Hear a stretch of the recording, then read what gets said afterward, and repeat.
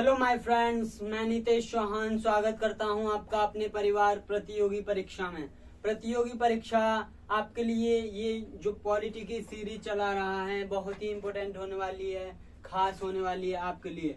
और ये आपको बताएगी कि परीक्षाओं में कैसे क्वेश्चन पूछे जाते हैं, ठीक है, कैसे क्वेश्चन की लैंग्वेज आती है, कैसे हमें उसको समझना होता है, और आए हुए क्वेश्चंस को हम बार बार सुनेंगे कानों से और देखेंगे तो हमें पता लग जाएगा और हम कैच कर पाएंगे कि ऐसे ही क्वेश्चन आते हैं। जब हम पढ़ेंगे तो उस समय हमें पता लगेगा कि ऐसे ही क्वेश्चन आते हैं, ठीक है। तो आइए शुरुआत करते हैं, और लाइक सब्सक्राइब एंड शेयर भी जरूर करा करिए, ठीक है, जिससे कि मेरा भी उत्साह बना रहे। तो आइए शुरुआत करते हैं, समझने का प्रयास करते हैं मेरी क्या भावनाएं हैं, मैं क्या समझाना चाहता हूँ, समझने का प्रयास करिएगा। 226वां क्वेश्चन क्या कह रहा है? भारत सरकार ने विकलांग अधिनियम किस वर्ष पारित किया था? तो विकलांग अधिनियम किस वर्ष पारित किया था? 1995 में, ठीक है, 1995 में, ठीक है, विकलांग अधिनियम 1995। नेक्स्ट क्वेश्चन आते हैं, antiquities and art trades act 1972 की धारा 2 के अनुसार प्राचीन वस्तुओं में कोई भी पांडुलिपि, रिकॉर्ड या अन्य दस्तावेज शामिल है जो वैज्ञानिक, ऐतिहासिक, साहित्यिक या सौंदर्य मूल्यों का है और जो कम से कम कितने वर्षों से अस्तित्व में है? तो वह ऐतिहासिक, साहित्यिक, सौंदर्य मूल्य चीज कितने वर्षों से अस्तित्व में होनी चाहिए जिससे कि उसे इस एक्ट के तहत दर्जा प्राप्त हो जाए? तो कितने वर्षों से होने चाहिए? Antiquities and art trades act के तहत उसे दर्जा मिल जाए 75 वर्षों से, 75 ईयर्स, ठीक है, 75 ईयर्स से अस्तित्व में होना चाहिए। तो इस एक्ट के तहत उसे दर्जा मिल जाएगा। तो नेक्स्ट क्वेश्चन पे आते हैं, भारत के संविधान में 10वीं अनुसूची को किस संशोधन के माध्यम से जोड़ा गया? तो किस संशोधन के माध्यम से जोड़ा गया? 52वां कॉन्स्टिट्यूशन अमेंडमेंट से जोड़ा गया, ठीक है। नेक्स्ट क्वेश्चन पे आते हैं और हम समझेंगे 229वां क्वेश्चन। 229वां क्वेश्चन क्या कह रहा है? भारत के संविधान के किस संशोधन ने गोवा दमनदीप को संविधान की पहली अनुसूची में संशोधन करके भारत के 8वें केंद्र शासित प्रदेश के रूप में शामिल किया था? तो किस अनुसूची के तहत किया था? किस संशोधन के तहत किया था? 12वां संविधान संशोधन। ये क्वेश्चन मैंने आपको कल भी करा दिया था, ठीक है। 8वें केंद्र शासित प्रदेश के रूप में गोवा और दमनदीप को 12वें संविधान संशोधन के द्वारा जोड़ा गया था, ठीक है, यूटी बनाया गया था, ठीक है। नेक्स्ट क्वेश्चन पे आते हैं, 230वां क्वेश्चन क्या कह रहा है? 14 जनवरी 2020 को सुप्रीम कोर्ट ने नागरिकता अधिनियम CAA के खिलाफ याचिका दायर करने के लिए केरल सरकार द्वारा भारत के संविधान के निम्नलिखित में से किस लेख का आह्वान किया गया था? किस लेख का आह्वान किया गया था? ये क्वेश्चन कहना चाह रहा है केरल के सरकार द्वारा किस अनुच्छेद के द्वारा CAA citizenship amendment bill act जो आया था, सिटीजनशिप अमेंडमेंट एक्ट जो आया था, उसे किस आर्टिकल के तहत केरल सरकार ने उसका विरोध किया था? तो आर्टिकल 131 के तहत केरल सरकार ने उसका विरोध किया था, ठीक है। नेक्स्ट क्वेश्चन पे आते हैं, भारत के 2003 के 91वें संविधान संशोधन अधिनियम के अनुसार मुख्यमंत्री सहित कुल मंत्रियों को मिलाकर किसी राज्य के मंत्रिमंडल में मंत्रियों की संख्या उस राज्य के विधानसभा के कुल सदस्यों के कितने प्रतिशत से ज्यादा नहीं हो सकती? तो कहना चाह रहा राज्य के मंत्रिमंडल में मंत्रियों की संख्या विधानसभा के कितने सदस्यों से के प्रतिशत से ज्यादा नहीं हो सकती। तो कितने प्रतिशत से ज्यादा नहीं हो सकती? विधानसभा के मंत्रिमंडल में विधानसभा के 15% सदस्य जाएंगे, 15% सदस्य जाएंगे, उससे ज्यादा नहीं जा सकते। ठीक है, नेक्स्ट क्वेश्चन पे आते हैं। संविधान में किया गया कौन सा संशोधन भारत के लघु संविधान कहलाता है तथा जिसे वर्ष 1976 में राष्ट्रीय आपातकाल के दौरान लाया गया था? तो कौन सा आर्टिकल कौन सा? 42वां कॉन्स्टिट्यूशन अमेंडमेंट, 42वां कॉन्स्टिट्यूशन अमेंडमेंट। ठीक है, ये आपातकाल के दौरान लाया गया। 233वां क्वेश्चन, भारतीय संविधान को कौन सी अनुसूची नगर पालिका से संबंधित है? कौन सी अनुसूची नगर पालिका से संबंधित है? तो 12वीं अनुसूची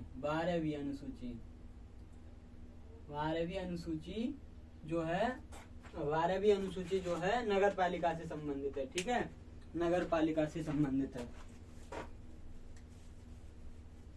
नेक्स्ट क्वेश्चन पे आते हैं। कौन सा क्वेश्चन है नेक्स्ट?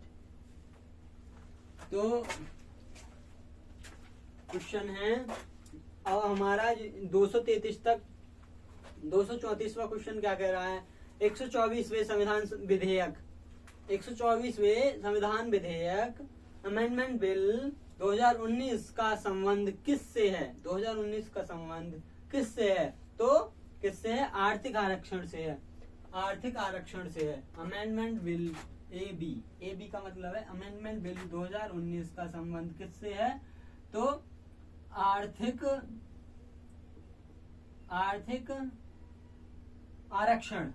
आरक्षण EWS से, इकोनॉमिक वीकर सेक्शन, इससे सामान्य वर्ग के लिए 10% आरक्षण दिया जाता है। इसका संबंध संशोधन विधेयक 124 का संबंध EWS से है, 2019 का संबंध। ठीक है, EWS से है। नेक्स्ट क्वेश्चन से पहले हम आपको बता दें कि यहाँ तक हमारा ये संशोधन जो भी चल रहे थे वो बंद हो गए हैं, ये समाप्त हो गए हैं अब। ठीक है, नेक्स्ट ये जितने भी क्वेश्चन अभी तक संशोधन से आए हुए थे ये समाप्त हो गए हैं। अब नेक्स्ट टॉपिक पे आते हैं, फंडामेंटल राइट्स एंड ड्यूटीज। तो आगे बढ़ते हैं। स्वतंत्रता के अधिकार में सबसे प्रमुख अधिकार है, CGL 2022 में पूछा गया। स्वतंत्रता के अधिकार में सबसे प्रमुख अधिकार है, कौन सा है? जीवन और अभिव्यक्ति की स्वतंत्रता, जीवन एंड अभिव्यक्ति की स्वतंत्रता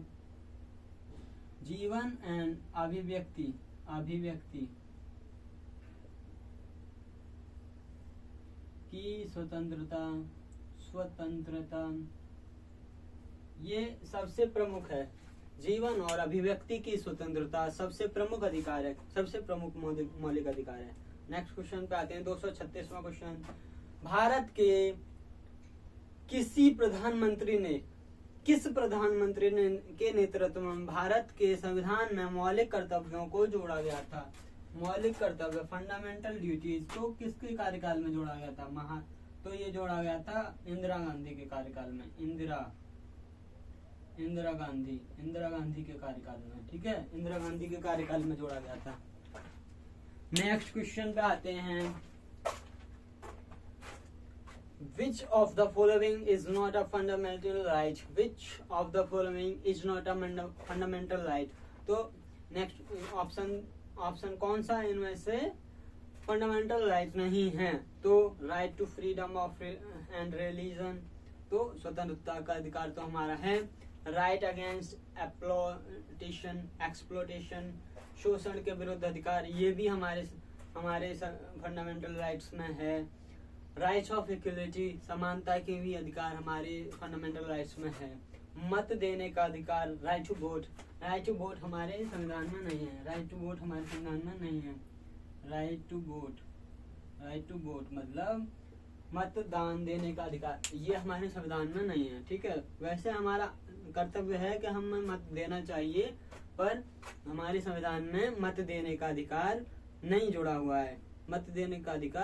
हुआ है। ठीक है, आगे बढ़ते हैं। भारत के संविधान का कौन सा भाग मौलिक कर्तव्यों को दर्शाता है? मौलिक कर्तव्यों को दर्शाता है, फंडामेंटल ड्यूटीज को दर्शाता है। तो 4A, ठीक है, 4A दर्शाता है, ठीक है, 4A, भाग 4A, ठीक है। संविधान कितने वर्ष से कम आयु के बच्चों को कारखानों, खदानों जैसी खतरनाक नौकरियों में नियोजित करने से मना करता है? कितने वर्ष से छोटे बच्चों को? तो कितने वर्ष से कम फैक्ट्रियों में काम नहीं कर सकते बच्चे? 14 वर्ष। 14 वर्ष से कम, 14 वर्ष से कम के बच्चे नहीं कर सकते काम, ठीक है। वरना आपके ऊपर एक प्रोहिबिशन एंड रेगुलेशन एक्ट आता है 1986 के तहत आपको गिरफ्तार किया जा सकता है यदि आपने किसी बच्चे को 14 वर्ष से कम को अपने बिजनेस में लगा रखा है। तो आप ध्यान रखें इस बात का। नेक्स्ट क्वेश्चन पे आते हैं 240वां क्वेश्चन। सार्वजनिक संपत्ति की रक्षा करना और हिंसा को त्याग भारतीय संविधान में एक है। क्या है? सार्वजनिक संपत्ति की रक्षा करना और हिंसा का त्याग करना। ये हमारा एक फंडामेंटल ड्यूटी है। हमारा कर्तव्य बनता है, एक राष्ट्र के प्रति हमारा संकल्प कर्तव्य बनता है कि हमें हिंसा से बचना चाहिए, सार्वजनिक संपत्ति की रक्षा करनी चाहिए, है ना। नेक्स्ट क्वेश्चन पे आते हैं। धर्म की स्वतंत्रता का अधिकार भारत के संविधान में के किस अनुच्छेद में निहित है? धर्म की स्वतंत्रता का अधिकार आर्टिकल 25 से 28 तक है, ठीक है, आर्टिकल 25 to 28 तक, ठीक है। धर्म की स्वतंत्रता का अधिकार आर्टिकल 25 से 28 तक है। मैं आपको जो क्वेश्चन लिखवा रहा हूँ ये CGL 2022 का पूछा गया क्वेश्चन है, अभी लास्ट क्वेश्चन। धर्म की स्वतंत्रता का अधिकार भारत के संविधान के किस अनुच्छेद में निहित है? ठीक है, ये CGL 2022 का सेकेंड शिफ्ट का क्वेश्चन है, 5/12/2022 का, ठीक है। नेक्स्ट क्वेश्चन पे आते हैं। भारतीय संविधान में कितने मौलिक कर्तव्य दिए गए हैं? तो 11 मौलिक कर्तव्य दिए गए हैं, 11। भारतीय संविधान में कितने मौलिक कर्तव्य दिए गए हैं? तो 11 दिए गए हैं। पहले 10 थे, अब एक और बढ़ा दिया गया है। किसके तहत? 86वें संविधान संशोधन के तहत 2002 के तहत एक संशोधन और बढ़ा दिया, एक संविधान कर्तव्य और बढ़ा दिया गया, मौलिक कर्तव्य एक और बढ़ा दिया गया है, ठीक है। भारतीय संविधान का अनुच्छेद 19 कितने प्रकार की स्वतंत्रता प्रदान करता है? तो 6 प्रकार की करता था और अब 7 प्रकार की स्वतंत्रता प्रदान करता है, ठीक है। पहले 7 प्रकार की करता था, पहले 7 प्रकार की करता था, ठीक है, अब 6 प्रकार की करता है, ठीक है। 6 प्रकार की स्वतंत्रता का अधिकार, ठीक है, 6 प्रकार की स्वतंत्रता का अधिकार, ठीक है। नेक्स्ट क्वेश्चन पे आते हैं 244वां क्वेश्चन। भारतीय संविधान के अनुच्छेद 30 में किन अल्पसंख्यकों का उल्लेख है? किन अल्पसंख्यकों का उल्लेख है? तो लैंग्विस्टिक एंड रिलीजियस। लैंग्विस्टिक क्या होता है? ये भारत में भाषाएं लैंग्विस्टिक बोलते हैं। लैंग्विस्टिक भाषाई और धार्मिक, भाषाई एंड धार्मिक आपको समझने आया होगा। अनुच्छेद 30 में अल्पसंख्यकों का उल्लेख है। कौन से 30 में कौन से अल्पसंख्यकों का उल्लेख है? तो भाषाई और धार्मिक अल्पसंख्यकों का उल्लेख है। भाषाई और धार्मिक अल्पसंख्यकों का उल्लेख आर्टिकल 30 में है, ठीक है। अदालतों के किस विशेष आदेश का अर्थ है? अदालतों के किस विशेष आदेश का अर्थ है? गिरफ्तार व्यक्ति को अदालत के समक्ष पेश किया जाना चाहिए। गिरफ्तार व्यक्ति को अदालत के समक्ष पेश किया जाना चाहिए, तो इसे बोलते हैं बंदी प्रत्यक्षीकरण।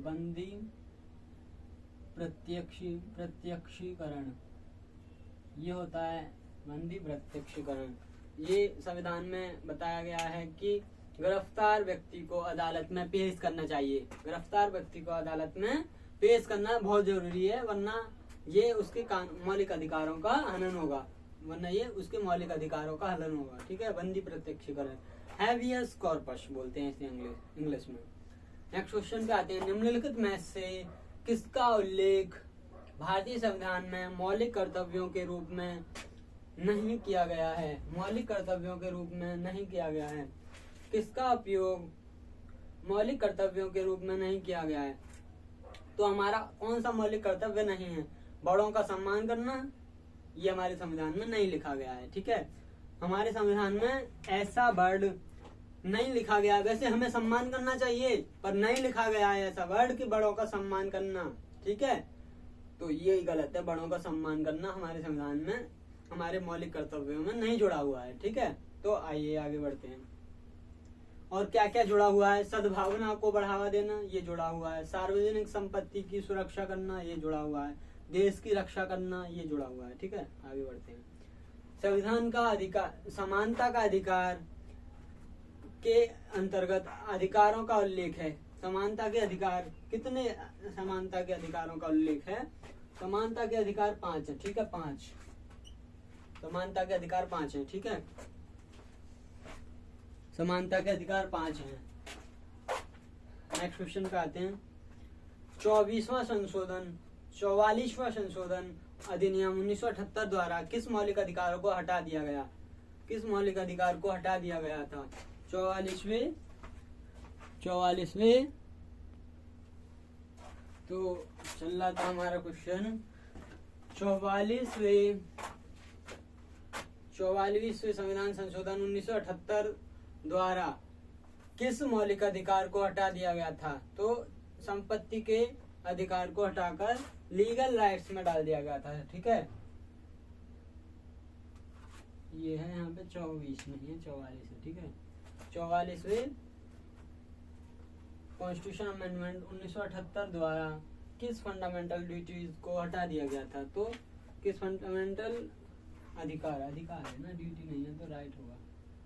फंडामेंटल राइट्स को हटा दिया गया था। ठीक है, कौन से फंडामेंटल राइट को हटा दिया गया था? तो संपत्ति के अधिकार को हमने लीगल राइट्स में डाल दिया था। 300A में, अनुच्छेद 300A में डाल दिया था। संपत्ति के अधिकार को 300A में जोड़ दिया गया था और उसका नाम लीगल राइट के रूप में रख दिया गया था। आगे बढ़ते हैं। भारत के संविधान के अनुच्छेद 51A के अनुसार, अनुच्छेद 51A के अनुसार यह प्रत्येक भारतीय नागरिक का कर्तव्य होता है कि वह किसका पालन करे और आदर्शों और संस्थानों का सम्मान करे। ठीक है, वह किस चीज का सम्मान करे, पालन करे और आदर्शों और संस्थानों का सम्मान करे? तो क्या है वो चीज जिसका सम्मान करना चाहिए और आदर्शों और संस्थानों का सम्मान करना चाहिए? ठीक है, तो क्या है? संविधान है या फिर धर्मनिरपेक्षता है, समानता है या फिर लोकतंत्र है? तो संविधान है।